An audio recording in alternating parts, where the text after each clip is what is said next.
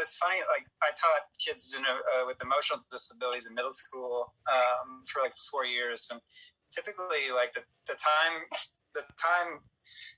career length of anybody who's in that position is like a year and a half because you burn out so bad. But I last like 4 years, and to go to like, I think dreaming is so important, and just being able to like feel like things are possible, because like with those kids, with what they came from, all the stuff that they went through with their, like no family life, like parents are gone, whatever, like addiction, drugs, violence, abuse, all that kind of stuff. So, I still taught, because I was on that film in 2014, and I still taught till 2016. But when you work with kids with trauma, you get trauma too. So I got some PTSD from some of what the film was inspired by, but then also I think working with those kids kind of further gave me a little bit more PTSD. But I remember, like after I was working on some films, I came back and I did a unit on, because we would teach this thing called social skills every day. And so I taught them how to work as a film crew.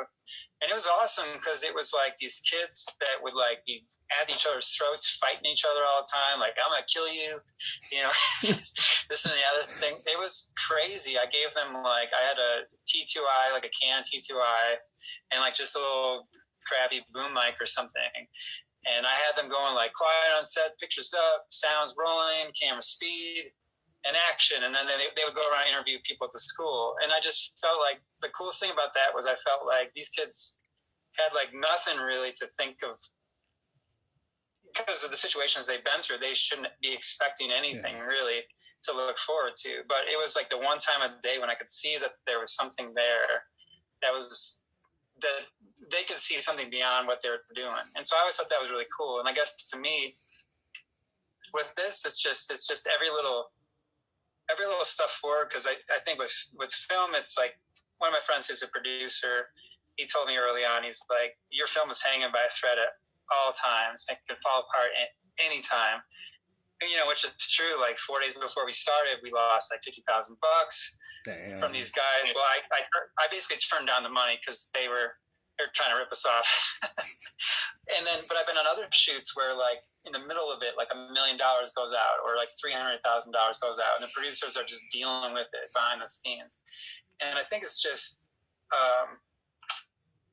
so I think it's just like, what I felt like,